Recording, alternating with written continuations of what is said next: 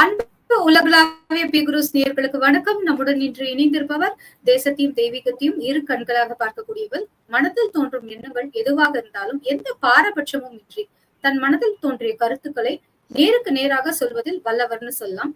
அவங்க திருமதி ராதா தேவர் மேம். அவங்களை வரவேற்பது பெருமிதம் அடைகிறோம். மேம் வணக்கம். மேம் வணக்கம்.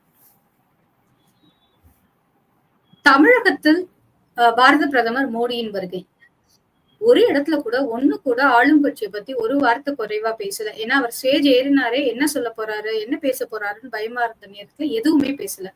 மாறாக இயற்கை விவசாயத்துக்கு கை கொடுப்போம் அப்படிங்கிற ஒரு விஷயத்த சொல்லியிருக்காரு. இதை நீங்க எப்படி பாக்குறீங்க? அவர் வந்ததே ஒரு வேளாண் ப்ரோக்ராம்காக தான் வந்திருந்தாரு, ஒரு வேளாண் சார்ந்த ஒரு விழாவுக்காக. அரசியல் வந்து இப்ப இருக்கிறது ஆர்கானிக் ஃபார்மிங்னு சொல்லிட்டு இப்ப நிறைய பேர் அது ஒரு ட்ரெண்டா கூட ஆக்கிட்டு இருக்காங்க. அவர் இந்த வேளாண் பத்தி இவர் பேசுறது வந்து இது முதல் முறை கிடையாது. ஏன்னா மோடி அவர்களை பற்றி நம்ம ஒன்று தெரிந்து கொள்ள வேண்டும். ஒவ்வொரு துறையிலும் என்ன வேணுமோ அதை பத்தி மட்டும் தான் பேசுவார். அப்படி வேளாண் துறையில பாத்தீங்கன்னா முதல்ல வந்து இந்த தானியங்கள் மில்லட்ஸ் இருக்கு இல்லையா, இப்ப நம்ம எல்லாரும் அதை பேசிட்டு இருக்கோம். அதை முதலில் அறிமுகப்படுத்தியதும் அதை உலக அளவில் கொண்டு சேர்த்ததும் மோடி அவர்கள் தான். இன்னும் சொல்ல போனா மில்லட் மேலாலாம் நடத்தினார். இன்றைக்கு நம்ம வந்து மில்லட்டுன்னு எல்லாத்துலயும் பாக்குறோம். பிஸ்கெட்ல ஆரம்பிச்சு சாப்பாடு வரைக்கும் எல்லாரும் அதை சாப்பிட ஆரம்பிச்சிருக்கோம். அதை திருப்பி ரிவைவ் பண்ணதுல ஒரு பெரும் பங்கு மோடி அவர்களை தான் சாரும். அந்த மாதிரி நிறைய உங்களுக்கு உணவு முறையா இருக்கட்டும், இல்ல தானியங்களா இருக்கட்டும், இல்ல என்ன மாதிரியான விவசாயம் எடுத்தாலும் அவர் அதை பழைய முறைகள், நம்மளுடைய பாரம்பரியமான முறைகளை வந்து அது மறுபடியும் இந்த உலகத்திற்கு அறிமுகப்படுத்தியதில் மோடிக்கு பெரும் பங்கு உண்டு. அது வாழ்க்கை முறையும் சேர்த்தே தான் சொல்றேன். நம்ம வாழ்வியல் முறை, உணவு, எல்லா வித உடையா இருக்கட்டும். அவர் போட்டிருந்த வாட்ச் கூட வந்து பெருசு பொருளாயிடுச்சு, மேக் இன் இண்டியான்னு சொல்லிட்டு. அன்னைக்கு கோயம்புத்தூர்ல வந்திருந்தப்ப மேக் இன் இந்தியா வாட்ச்ன்னு சொல்லிட்டு, அதே மாதிரிதான் அவர் போட்டிருக்க உடையில ஆரம்பிச்சு எல்லாத்தையும் ஒரு பாரம்பரியத்தை வந்து மறுபடியும் மீட்டெடுக்கும் தன்மை வந்து மோடி அவர்களையே சாரும். அதுல இன்னும் கொஞ்சம் சொல்ல, யோகா இன்று உலக அளவில் கொண்டாடப்படுவதற்கும் அவர்தான் காரணம். அதை கொண்டு போய் சேர்த்தார். நம்மளுடைய வாழ்க்கையில நாகரிகத்திலும் இருந்த மிக பழமையான விஷயங்கள், பாரம்பரியமான விஷயங்கள், மதிப்பிற்குரிய விஷயங்களை இந்த உலகத்திற்கு அறிமுகப்படுத்துவதில் மோடியை மிஞ்ச யாருமே கிடையாது. இதுவரைக்கும் இருந்த பிரதமர்களே இவரை விஞ்சுவதற்கு ஆளே கிடையாதுன்னு கூட சொல்லலாம். அப்படித்தான் இந்த வேளாண் துறையை நான் பார்க்கிறேன். வேளாண் துறையில் அறிவியல் அதெல்லாம் வந்து அறிவியல் எடுத்துக்கிட்டோம், இல்ல நம்மளுடைய பாதுகாப்பு துறை எடுத்துக்கிட்டோம், மிலிட்டரி எடுத்துக்கிட்டோம், ஆர்மி எடுத்துக்கிட்டோம், எதுல பார்த்தாலும் நீங்க பார்க்கலாம் அவருடைய முத்திரை என்பது எல்லா இடத்துலயுமே பதிச்சுக்கிட்டே போவாரு.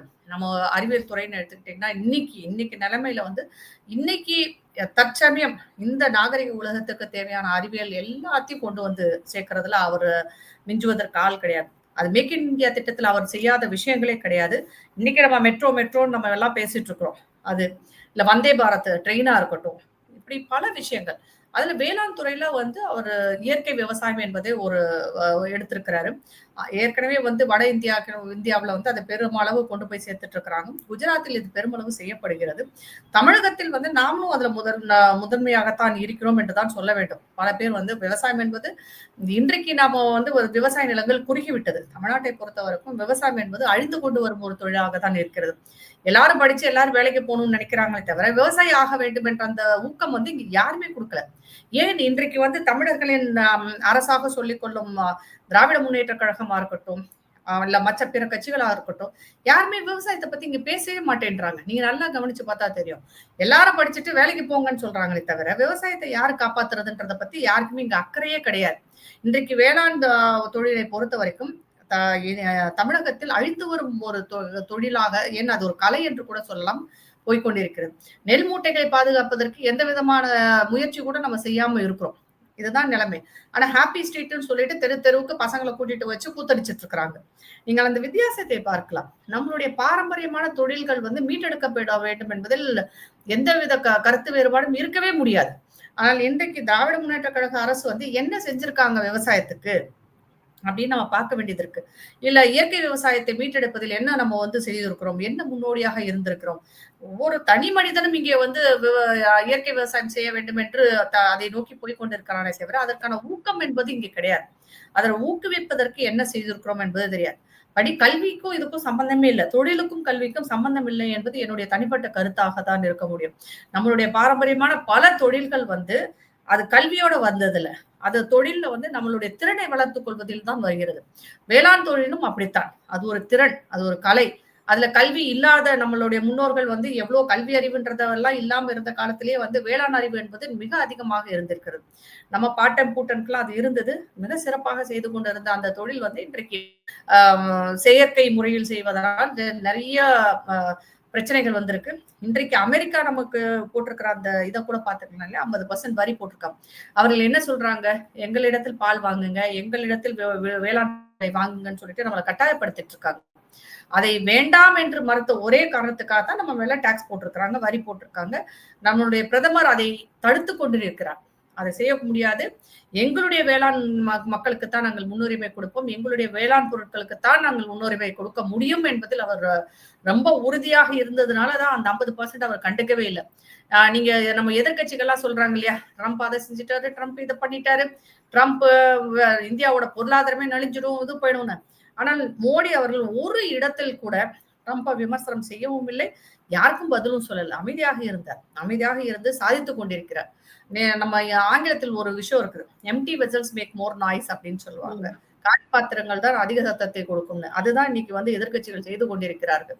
ஆனால் மோடி அவர்கள் அமைதியாக சாதித்துக் கொண்டிருக்கிறார் என்பதுதான் உண்மை.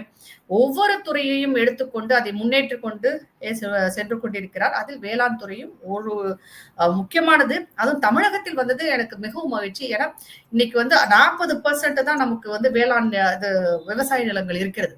அந்த 40%ம் கொஞ்சம் கொஞ்சமா குறைஞ்சிட்டு இருக்கு. எல்லாத்தையும் பட்டா போட்டு வித்துட்டு இருக்கிறாங்க. இங்க உங்களுக்கு ரியல் எஸ்டேட் என்ற பெயர்ல எல்லா விவசாய நிலங்களும் இன்றைக்கு பட்டா போட்டு விற்கப்படுகிறது. அதுதான் உண்மை. அதுக்காக நம்ம என்னதான் செய்தாலும் அதை தடுக்க முடியல. ஏன்னா விவசாயம் செய்வதற்கு ஆள் இல்லை. இவங்க பீகாரிகள், உத்தரப்பிரதேசல இருந்து வந்துட்டு இங்க பிழைக்க வர்றாங்கன்னு இவங்க கேலி பண்ணிட்டு இருக்கிறாங்க. நம்மளுடைய வேளாண் குடிமக்கள் என்ன செஞ்சுட்டு இருக்காங்க, விவசாய பெருமக்கள் என்ன பண்ணிட்டு இருக்காங்க, இளைஞர்கள் விவசாயத்துல இருக்காங்களா? இல்ல, எல்லாம் டாஸ்மாக்ல அடிச்சுட்டு குப்புறப்படுத்திட்டு இருக்காங்க. அந்த வேளாண் விவசாய தொழில் செய்வதற்கு கூட நமக்கு ஆட்கள் இல்லைக்கு. அந்த பழைய தலைமுறை மட்டும்தான் இன்னமும் வந்து ஒட்டிக்கிட்டு இருக்கிறாங்க. ஆனால் அவர்கள் தங்கள் பிள்ளைகளை வந்து இதே விவசாய தொழிலில் ஈடுபடுத்துகிறார்களா என்றால் இல்லை. விவசாயம் அழிந்து கொண்டு வரும் ஒரு தொழிலாக இங்கே இருக்கிறோம். நம்ம ஒரு இப்பயே வந்து நிறைய அரிசியில இருந்து, தானியங்கள்ல இருந்து நம்ம வெளி மாநிலங்கள்ல இருந்து வாங்கிட்டு இருக்கிறோம். ஆந்திராவில இருந்து வாங்கிட்டு இருக்கிறோம், நிறைய கர்நாடகாவில இருந்து வாங்குறோம், பஞ்சாப்ல இருந்து வாங்குறோம், மகாராஷ்டிராவில இருந்து நம்ம வெங்காயம் முதற்கொண்டு மகாராஷ்டிரால இருந்து வாங்கிட்டு இருக்கிறோம். இதெல்லாம் வந்து யாருக்குமே தெரிய மாட்டேங்குது. விவசாயிகள் படும் கஷ்டம்ன்றது மிக அதிகமாக இருக்கிறது. ஏன்னா அவர்கள் போட்ட முதலுக்கு காசு வரலைன்றதுதான் அவங்களுடைய ஒரு ஏக்கமும் கூட. அதே மாதிரி இயற்கை பேரிடர்கள்ல வந்து அவங்களுக்கு நிறைய நஷ்டங்கள் ஏற்படும். இதுக்கான இன்சூரன்ஸ் வந்து மத்திய அரசு கொடுத்துட்டு இருக்கு. அது இன்சூரன்ஸ் மாநில அரசுல, மத்திய அரசின் இன்சூரன்ஸ்ல தான் விவசாயிகள் காப்பாற்றப்படுகிறார்கள். இதெல்லாம் வந்து எல்லோருக்கும் தெரிந்த ஒரு விஷயம். ஆனா என்ன, மாநில அரசு அது ஒத்துக்கிறாரு. அவங்களுக்கு வேணும்ன்றது மெட்ரோ வரலைன்ற குதிச்சுட்டு இன்னைக்கு அவர் இருக்கும்போது பேசிட்டு இருக்காங்களே தவிர, நெல்லுக்கு வந்து குடோன் கட்டினீங்களான்னு கேட்டா பதில் இருக்காது அவங்ககிட்ட. எது முக்கியம் நமக்கு, சோறு முக்கியமா இல்ல வந்து மெட்ரோ முக்கியமான்றதை நம்ம பார்க்கணும். அதாவது வளர்ச்சி என்பது நம்மளுடைய அடிப்படை விஷயங்களை வந்து பலி கொடுத்து விட்டு நடப்பது அல்ல. அடிப்படையாக உணவு, உடை ரொம்ப முக்கியமான ஒரு விஷயம் இல்லையா? உணவு, உடை, இருப்பிடத்தை வந்து நீங்க உறுதிப்படுத்துறதை விட்டுட்டு மற்ற விஷயங்கள வளர்ச்சி என்ற பேரில் நிறைய செய்யறீங்களே, பாலம் கட்டுறதும் மெட்ரோ கட்டுறதும் சரி, அதெல்லாமே வந்து நமக்கு எந்த விதமான நன்மையை தரப்போகிறது என்று தெரியவில்லை இன்றைக்கு. ஆனால் வேளாண் தொழிலை பொறுத்த வரைக்கும் அவர் வந்து பேசின விஷயங்கள் அங்க பாத்தீங்கன்னா, இயற்கை வேளாண் விவசாயத்தை வந்து ஆதரித்து பேசினார். இளைஞர்கள் விவசாயத்துக்கு வரணும்னு சொல்லிட்டு பேசியிருக்கிறார். அது இயற்கை விவசாயத்திற்கு மத்திய அரசிலிருந்து நிறைய நிதி உதவிகள் இருக்குது, மானியங்கள் இருக்கிறது, அது எல்லாத்தையும் எடுத்து நீங்க பண்ணுங்கன்ற இது ஒரு ஊக்கமாகத்தான் இருக்க போகிறது. கண்டிப்பாக அவர் பேசிய இந்த ஒரு விஷயம் வந்து மிக நல்ல விஷயமாக தான் நான் பார்க்கிறேன். இந்த இவங்க என்னதான் கோபேக் மோடின்னு சொன்னாலும் சரி, இல்ல அவரை பத்தி தவறுதா, அவர் மெட்ரோ கொடுக்கல, தமிழகத்தை வஞ்சிக்கிறார், ஆச்சா போச்சான்னு என்ன வேணாலும் பேசிட்டு போகணும். ஆனால் அவர் பேசியதில் எந்த தவறும் கிடையாது. தமிழகத்திற்கு நன்மை பயக்கும் ஒரு விஷயத்தை தான் பேசிவிட்டு சென்றிருக்கிறார். இதை பாராட்டியே நாம் ஆக வேண்டும். எதிர்கட்சி பாராட்டணும்னு அவசியம் இல்லை. அங்க இருந்த வேளாண் மக்கள் பாராட்டி கொண்டிருக்கிறார்கள், விவசாயிகள் பாராட்டி கொண்டிருக்கிறார்கள், மக்கள் பாராட்டி கொண்டிருக்கிறார்கள். இதுதான் வந்து உண்மை. இவங்க என்ன வேணாலும் பேசட்டும், அதுல வந்து நமக்கு கவலையும் இல்லை. நமக்கு எது தேவையோ நல்ல விஷயங்கள் அதை வந்து பிரதமர் செய்து கொடுத்தால் என்ன, முதல்வர் செய்தால் என்ன. முதல்வர் செஞ்சா நம்ம வேணாம்னு சொல்ல மாட்டோம். ஆனா முதல்வர் செய்ய மாட்டேங்கிறாரே, நம்மளுடைய ஆதங்கம் அதுதானே. அங்க இருந்து ஒரு மோடி வந்துதானே இதை சொல்ல வேண்டியது இருக்கு. நீங்க வந்து அறிவை தேடின்னு சொல்லிட்டு உங்களே புகழ்ந்துகிட்டு இருக்கிறீங்களே. துணை முதல்வரை வந்து பாராட்டி பேசிட்டு இருக்கிறாங்க கூட்டம் போட்டு. கல்வியை பற்றிய ஒரு மாநாடு நடக்கட்டும், அறிவை தேடின்னு ஒரு மாநாடு நடக்கட்டும், என்ன வேணாலும் போடுங்க. நீங்க போடுற எல்லா மாநாடும் கூட்டங்களிலும் உங்களை துதிபாடுபவர்களை வைத்து உங்களையே நீங்கள் பாராட்டிக் கொண்டிருக்கிறீர்களே தவிர நல்ல திட்டங்களை யாருக்காவது செஞ்சிருக்கீங்களா? இல்ல விவசாய பெருமக்களுக்கு செஞ்சிருக்காங்களா? இல்லவே இல்லை. அதனால இதில் மோடியை நாம் பாராட்ட வேண்டும். நீங்க எத்தனை கோபேக் மோடி போட்டாலும் சரி, நாம் வணக்கம் தமிழகம், வாங்க தமிழகத்திற்கு வாங்க, கம் டு தமிழ்நாடுன்றா நாம் இங்க இருக்கும் மக்கள் வந்து அவரை வரவேற்றுக் கொண்டிருக்கிறார்கள். அதை திமுகவினர் புரிந்து கொண்டால் நல்லது, இல்லாட்டி அவங்களுக்கான பதில் மக்கள் தருவார்கள். மேம், 2023 தேசிய குற்ற ஆவண அறிக்கையில ஒரு விஷயம் சொல்லியிருக்காங்க. ஒரு ஷாக்கிங் ரிப்போர்ட்னு கூட வச்சுக்கலாம். தமிழகத்தில் தொடர்ந்து தலித் அப்படின்னு சொல்லப்படுபவர்களுக்கான மக்களுக்கான அந்த மக்களுக்கான கொடுமைகள் வந்து அதிகரித்த வண்ணம் இருக்கு அப்படிங்கிற ஒரு ரிப்போர்ட் கொடுத்திருக்காங்க. இதை நீங்க எப்படி பாக்குறீங்க மேடம்?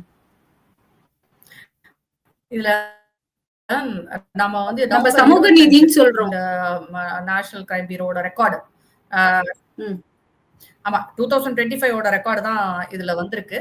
23 வரைக்கும் நடந்த அந்த குற்றங்கள், குறிப்பாக தலித் மக்களுக்கு எதிரான குற்றங்களை வந்து வெளியிட்டிருக்கிறாங்க. அதுல வந்து பாத்தீங்கன்னா 2019 இருந்து 21 வரைக்கும் நீங்க பாத்தீங்கன்னா 23 வரைக்கும் 68% அதிகரித்துள்ளது குற்றங்கள். தலித் மக்களுக்கு எதிரான குற்றங்கள் 68% அதிகரித்துள்ளது. அதுலயும் நீங்க பாத்தீங்கன்னா குறிப்பா 21, 22 அந்த ஒரு வருடத்துல பாத்தீங்கன்னா அந்த 2 வருடங்கள்ல 28.4% அதிகமாக நடந்திருக்கிறது. அதுலயும் வந்து இப்ப இந்த 23வது வருஷம் 9.1% அதிகரித்துள்ளது. இதுல நம்ம கேட்டகரி வைஸா பார்க்கலாம். அதாவது என்னென்ன குற்றங்கள் பாத்தீங்கன்னா கொலை மட்டுமே, அதாவது மர்டர்ன்னு சொல்லுவாங்க இல்லையா, அது மட்டுமே வந்து பாத்தீங்கன்னா 23 வரைக்கும் 74 கொலைகள் நடந்திருக்கிறது.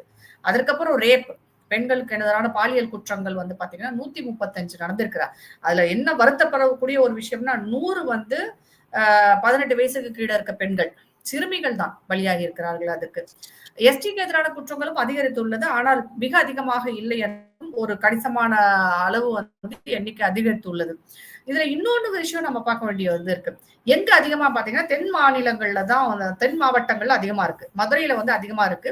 அதற்கப்புறம் மதுரையில ஒரு 115 இது இருக்கு. அதுக்கப்புறம் வந்து திருநெல்வேலி, தூத்துக்குடி இப்படின்னு சொல்லிட்டு மத்த மாவட்டங்கள்ல அதிகமா இருக்கு. சென்னையில ஒரு 30 நடந்திருக்கு. இது கன்விக்ஷன் டேட்னு சொல்லுவாங்க இல்லையா, இந்த குற்றங்கள் நடந்திருக்கு. எவ்வளவு தூரம் தண்டனை வழங்கப்பட்டு இருக்கிறதுன்னு பாத்தீங்கன்னா மிக குறைவாகத்தான் நடந்திருக்கிறது. 12.2% தான். உங்களுக்கு தேசிய அளவுல பாத்தீங்கன்னா 31.9% வந்து கன்விக்ஷன் ரேட், அதாவது குற்றவாளிகளுக்கு தண்டனை வழங்கப்பட்டிருக்கிறது. ஆனா தமிழகத்தில் 12.2%. ஏன் இவ்வளவு கம்மியா இருக்கு அப்படின்னு பாக்கணும். நம்ம 1921 குற்றங்கள்ல வந்து பாத்தீங்கன்னா 1475 விடுதலை ஆயிடுச்சு, 172 தான் கன்விக்ஷன். அப்போ இதுல யாரோட தவறு அப்படின்னு நம்ம பார்க்க வேண்டியது இருக்கு. அப்ப அரசு தரப்பில் இதை நிரூபிக்க தவறி இருக்கிறார்கள் என்று தானே அர்த்தம் இது. அப்ப அரசு தரப்பு வந்து காவல்துறையிலும் சரி இல்ல நீதித்துறையிலயும் இவங்க சரியா கொண்டு போய் சேர்த்தாங்களான்றது நமக்கு தெரியல. காவல்துறை எந்த மாதிரியான ஆக்ஷன் இதுல வந்து ஏன் இவ்வளவு கம்மியா இருக்குன்றதுல ஒரு விஷயத்தை மென்ஷன் பண்ணியிருக்கிறாங்க. அது காவல்துறை நிரூபிக்க தவறியதாக இருக்கிறது. குற்றம் நடக்கவில்லை என்று வந்து அவங்க இது பண்ணல, காவல்துறை நிரூபிக்க தவறி இருக்குது. அப்ப எவ்வளவு மெத்தனமா அந்த வழக்கை விசாரித்திருப்பார்கள். அது சில கேசஸ் எல்லாம் பாத்தீங்கன்னா கிட்டத்தட்ட வந்து ஒரு 4000 பேர் 1921 கேஸ்ல 4000 பேருக்கு பெயிலே கொடுத்திருக்காங்க. பெயில் நிறைய பேருக்கு. இப்ப சமீபத்தில் கூட நம்முடைய சென்னை உயர்நீதிமன்றத்துல தண்டனை பெற்ற ஒருவர் தஷ்வந்தோ தன்யந்தோ, அவர் வந்து ஒரு சிறுமியை வந்து இந்த மாதிரி பாலியல் பலாத்காரம் பண்ணி எரிச்சிடுறாரு. தண்டனை பெற்ற ஒருவர் வந்து உச்ச நீதிமன்றத்தால விடுதலை செய்யப்பட்டிருப்பது கூட இதுல அது கூட அந்த போக்சோ வழக்கின் கீழே தான் மேடம் வருது. ஆமா, அது போக்சோ நிறைய வழக்குகள் வந்து பாத்தீங்கன்னா தமிழக அரசு வந்து சரியான முறையில் அதை கொண்டு செல்லவில்லை என்பது நன்றாக தெரிகிறது. அதில் காவல்துறையின் பங்கு நிறையவே இருக்கு. காவல்துறை வந்து முதல்வருக்கு கீழே வருது. அப்ப உங்களுக்கு குற்றம் சாட்டப்பவருக்கு தண்டனை கூட வாங்கி தர முடியாட்டி அப்ப நீங்க என்ன அரசு நடத்தி கொண்டிருக்கிறீர்கள்? நீங்க தான் தலித்திய மக்களுக்கு காவலன்னு நீங்க சொல்லிக்கிறீங்க, சமூக நீதியின் காவலன்னு உங்களை சொல்லிக்கிறீங்க. அப்ப இந்த வழக்குகள்ல வந்து இன்னொன்னு பாத்தீங்கன்னா இது வந்து தெரியப்பட்ட வழக்குகள், இது பதியப்பட்ட வழக்குகள், இது தெரியாத வழக்குகள் எவ்வளவு இருக்குன்னு நமக்கு தெரியவே தெரியாது. இதுலயே நீங்க உங்களால கன்விக்ஷன் ரேட் வாங்க முடியல. அக்விட்டல்னா அதாவது விடுதலை ஆயிடுறாங்கன்னு வச்சுக்கோங்க. அதுல இவங்க குற்றமே செய்யலன்னு சொல்லிட்டு விடுதலை ஆகிறது வேற, சரியாக நிரூபிக்கப்படவில்லை என்று விடுதலை ஆவது வேற. ரெண்டுக்கும் வந்து பெரிய வித்தியாசம் இருக்கு. இங்க முக்காவாசி கேஸ்ல வந்து சரியாக நிரூபிக்கப்படவில்லைன்னு சொல்லிட்டு தான் விடுதலையாயிருக்கு. அப்ப காவல்துறை தன்னுடைய வேலையை வந்து ஒழுங்கா செய்யல. அதுதான் நன்றாக தெரிகிறது. அப்ப இன்னும் இதுல என்னன்னா வேடிக்கையே வந்து திருமாவளவன் போன்றவர்கள் அவர் கட்சியில தான் இருக்கிறாங்க. இவங்க எல்லாம் இதை பத்தி பேசவே மாட்டாங்க. தலித் வேங்கவேல ஒரு பெரிய எக்ஸாம்பிள். இன்றைக்கு வரைக்கும் நமக்கு என்ன உண்மைன்னு கூட தெரியாமலே போயிடுச்சு. அவர் இதுக்கு எதிராக பொங்கினாரா? ஆனா உன்னா பாஜகவுக்கு எதிராக பொங்கிடுறாரு போயிட்டு. ஆனா இது வரைக்கும் கண்டுபிடிச்சிட்டாங்களே மேம். அதே மக்களே அவர்கள் குடிக்கும் உணவில் மலத்தை கலந்தார்கள்னு சொல்லி கண்டுபிடிச்சிட்டாங்களே. அதே இடத்துல எத்தனை வருஷம் ஆச்சு கண்டுபிடிக்க? அது ஒரு 100 பேர் இருக்கிற ஒரு குட்டி கிராமம். அந்த கிராமத்துல கண்டுபிடிக்கிறதுக்கே அவ்வளவு நாள் ஆச்சு. அதுக்கப்புறம் 2-3 கிராமங்கள்ல இதே தவறு நடந்தது. அப்ப நீங்க என்ன பாதுகாப்பு கொடுத்திருக்கிறீங்க? என்ன விதமான இது நடவடிக்கை எடுத்திருக்கிறீங்க? ஒரு விஷயம் தெளிவாக தெரியும். நான் இதை வந்து ஏற்கனவே பதிவிட்டிருக்கிறேன். திராவிட முன்னேற்ற கழகம் வரும்போதெல்லாம் தலித் மக்களுக்கு மீதான குற்றங்கள் அதிகரிக்கவே செய்கிறது. அதுக்கு காரணம் வந்து அவங்க தான் சொல்லணும் ஏன்னு சொல்லிட்டு. ஆனா வந்து குற்றங்கள் அதிகரிப்பது ஒரு பக்கம் இருந்தாலும் இந்த மாதிரி அவர்களுக்கு எந்த விதமான பாதுகாப்பும் இல்லாமல் போவதும், அவர்கள் வந்து போலீஸ்ல புகார் அளித்தாலும் அதற்கு நடவடிக்கை எடுக்காமல் போவதும் தான் நமக்கு வந்து கஷ்டமா இருக்கு பாக்குறதுக்கே. அப்ப நீங்க சொல்ற சமூக நீதியை இங்க எங்க கடைபிடிக்கிறீங்கன்றது நமக்கு தெரியவே இல்லை. இன்னொன்னு வந்து பாத்தீங்கன்னா தமிழகத்தை பொறுத்தவரும் தலித் மக்கள், பட்டியலின மக்களின் எண்ணிக்கை வந்து உத்தரப்பிரதேசத்தை விட கம்மி தான். உத்தரப்பிரதேசம் அதிகம். அப்படி பார்க்கும்போது அங்க கூட கன்விக்ஷன் ரேட் ஜாஸ்தியா இருக்கு. ஆனா இங்க கம்மியா இருக்கு. இங்க குறைவான எண்ணிக்கையில் இருக்க மக்களுக்கே உங்களால வந்து நீதி வழங்க முடியலைன்றது என்னோட குற்றச்சாட்டுமே. இந்திய அளவுல பார்த்தாலுமே நம்ம வந்து முதல் 10 இடங்கள்ல வந்துடுறோம் தலித் மக்களுக்கு எதிரான குற்றங்கள்ல. அதே வந்து நீங்க தென்னிந்தியான்னு எடுத்துட்டா நம்ம 3வது இடத்துல இருக்கிறோம். உங்களுக்கு என்னது குற்றங்கள்ல ஆந்திர பிரதேஷ், கர்நாடகா அப்புறம் நம்ம தமிழ்நாடு வந்துருது. 3வது இடத்துல தலித் மக்களுக்கு எதிரான கொடுமைகள் நடப்பதில் வந்து இது மட்டுமே கிடையாதுமா. நான் ஏன் வந்து இந்த தலித் மக்களுக்கு இவங்க எதுவுமே செய்யலைன்னா இன்னுமே இங்க சேரிகள் ஒழிக்கப்படவில்லை. இன்னும் இருக்கு. அவங்களுடைய வாழ்க்கை முறையும் அவர்கள் எங்க வசிக்கிறாங்கன்னு நம்ம போய் பார்த்தோம்னா நமக்கே தெரியுது. நீங்க ஐரோப்பாவோட ஒப்பிட்டு கொண்டு பேசுறீங்க இந்த நாட்டை, உங்க தமிழ்நாட்டை நீங்க வந்து ஐரோப்பான்னு சொல்றீங்க. சென்னையை சுத்தி எத்தனை சேரிகள் இருக்கு? சென்னையை விட்டுடுங்க, கோயம்புத்தூர், மதுரை, எந்த மாவட்டத்துக்கு போனாலும் பட்டியலின மக்கள் வசிக்கும் பகுதிகளை போய் நம்ம பார்த்தாலே நம்மளுக்கு தெரிஞ்சிடும். அவங்களுக்கு வந்து நீங்க வீடு கட்டி கொடுக்குறேன்னு சொல்லிட்டு ஊருக்கு ஒதுக்கப்புறமா வீடு கட்டி தரீங்க. அந்த வீடுகள்லாம் எந்த மாதிரி கட்டிருக்கீங்க? மிக குறைந்த தரம், அவ்வளவு ஊழல் அந்த வீடுகள்ல ஊழல் நிறைந்த அந்த இடங்களை வந்து கட்டி கொடுத்துருக்கீங்க. சென்னையிலே இருக்கு, நீங்க போய் பார்க்கலாம். நம்ம ஓஎம்ஆர் ரோட்ல கட்டி கொடுத்துருக்காங்க. அந்த இடங்கள்ல குற்றங்கள் பெரிய போயிருக்குது. இந்த தலித் மக்களுக்கு வந்து பாதுகாப்பு கொடுக்குறேன்னு சொல்லிட்டு நிறைய பேர் போதைப் பொருளுக்கு அடிமையா இருக்காங்க. ஏகப்பட்ட இடங்கள்ல பெண்களின் குற்றச்சாட்டு எதுன்னா பட்டியலின மக்களை குடிக்கும் போதைப் பொருளுக்கும் அடிமையாகி கொண்டிருக்கிறார்கள். அவங்கள வந்து ரவுடியாவும் உங்களுக்கு வந்து வேலை செய்யறவங்க எடுபடியா வச்சிருக்கிறீங்க நீங்க. ஏன் திருமாவளவன் என்ன சொல்றாரு? கேஸ் வாங்கணும்ன்றாரு. தலித் மக்கள் பட்டியலின இளைஞர்களை பார்த்து நீ வந்து விடுதலை சிறுத்தையா இருக்கணும்னா நீ ஒரு 10 கேஸ் வாங்கியிருக்கணும்ன்றாரு. நீங்க வந்து கத்தி எடுத்து குத்தணும், வெட்டணும், ரவுடித்தனம் பண்ணணும்ன்றாரு. என்ன மாதிரியான பேச்சு இது? அவர்களுக்கு என்ன மாதிரியான வழிகாட்டுதல்களை நீங்க கொடுக்குறீங்க? அம்பேத்கர் இதான் சொன்னாரா அவங்களுக்கு? அம்பேத்கர் கனவு கண்ட அந்த பட்டியலின மக்களின் உயர்வு என்பது வேற, ஆனா இவங்க செய்யறது வேற. இவங்க முழுக்க பட்டியலின மக்களுக்கு ஒரு பெரிய அநீதியை இழைத்துக் கொண்டிருக்கிறார்கள். அது உண்மை. இன்னொன்னு, பட்டியலின மக்கள் குழந்தைகளுக்கு படிக்கிறதுக்கான அந்த ஹாஸ்டல் எல்லாம் போய் பார்க்கணும் நீங்க. ஆதி திராவிட நலத்துறை வந்து இங்க என்ன பண்ணுதுன்னே தெரியும். இவ்வளவு நமக்கு வந்து SC STக்கு தனியா ஒரு இது இருக்கு, டிபார்ட்மெண்ட் இருக்கு, தனியா அதிகாரிகள் இருக்காங்க, ஆக்ட் இருக்கு, எல்லாமே இருக்கு தமிழகத்துல, எல்லாம் கொண்டு வந்திருக்காங்க. ஆனால் ஆதி திராவிடர்கள் அந்த நலத்துறை வந்து என்ன பண்ணுதுன்னே தெரியல. நீங்க அந்த அவங்களோட ஹாஸ்டல் எல்லாம் போய் பாத்தீங்கன்னா ரொம்ப மோசமான நிலைமையில சமீபத்தில் வந்து அது காணொலியா கூட போட்டாங்க. அவங்களுக்கு டாய்லெட் பாத்ரூம் வந்து 100 மாணவர்களுக்கு 2-3 டாய்லெட் கொடுக்குற மாதிரிதான் இருக்கு. சாப்பாடு வாயிலே வைக்க முடியாத சாப்பாடு. நீங்க எத்தனை போய் விசிட் பண்ணி பார்த்திருக்கிறீங்க? அவர்களுக்காக என்ன உதவியை நீங்கள் செய்திருக்கிறீர்கள்? அவர்கள் வாழ்வாதாரத்தை உயர்த்துவதற்கு நீங்க என்ன பண்ணிருக்கிறீங்க? ஒண்ணுமே செய்யல. ஜீரோன்னு கூட சொல்லலாம். அப்படி தலித் மக்களுக்கு எதிராக இருக்கும் ஒரு அரசியல் தான் இங்க வந்து சமூக நீதியின் காவலன், தலித் மக்களின் காவலன் சொல்லிட்டு எல்லாரும் ஒரு பொய்ய சொல்லிக்கிட்டு இருக்காங்கன்றது தெரியுது. குற்றங்களும் அதிகரித்திருக்கிறது. அவர்கள் வாழ்வையாலும் வாழ்க்கை தரமும் வந்து முன்னேறல எங்கேயுமே. இப்ப அவங்க ஏதோ ஒரு 10 பேர் படிச்சு முன்னேறி இருப்பாங்களே தவிர ஒட்டுமொத்த பட்டியல் சமூகம் என்பது இன்னும் அதே நிலைமையில தான் இருக்கு. இப்ப சமீபத்தில் நடந்த அந்த கார்பரேஷன் ஒர்க்கர்ஸ் இருக்காங்க இல்லையா, முனிசிபாலிட்டியில வேலை ஆமா பார்க்கறாங்க. மேடம். அவங்களுடைய போராட்டம். போராட்டம் நடந்தது. எல்லாரும் வந்து கடல்ல எல்லாம் கூட இறங்கி போராட்டம் நடத்தினாங்க மேடம். அந்த பட்டியலின மக்கள் 15,000 சம்பளத்துக்கு அவ்வளவு போராடுறாங்க. எதுக்கு போராட விடுறீங்க? அவங்களுக்கு எதிரான எவ்வளவு வன்முறையை கட்ட வைத்து விட்டுருந்தீங்க? ஏன் அவங்க மட்டும் தான் அந்த வேலையை பார்க்கணுமா? நமக்கு ஒண்ணுமே புரியல. இங்க வந்து அதே மாதிரி இன்னொன்னும் வந்து பாத்தீங்கன்னா, இந்த மலைக்குழிக்குள் இறங்கி வேலை செய்யறது வந்து தடை செய்யப்பட்டுள்ளது இந்தியா முழுவதும். ஆனால் தமிழகத்தில் இன்னும் நடந்து கொண்டிருக்கிறது. அதுல அந்த மலைக்குழிக்குள்ளும் சாக்கடைக்குள்ளியும் எந்த விதமான இதுவும் இல்லாம சப்போர்ட்டும் இல்லாம எந்த விதமான இதுவும் பாதுகாப்பும் இல்லாமல் இறங்கி இறந்தவர்கள் எண்ணிக்கை எடுத்து பாருங்க எத்தனை பேர் இறங்கியிருக்காங்கன்ட்டு. அப்ப அந்த மாதிரி நிறைய பட்டியலின மக்களுக்கு எதிரான விஷயங்கள் நடந்து கொண்டு இருந்தாலும் மக்களுக்கு அது ஒரு விழிப்புணர்வாக இருக்க வேண்டும். பட்டியலின மக்களின் காவலனாக இருப்பது இப்படி இருக்க முடியாது.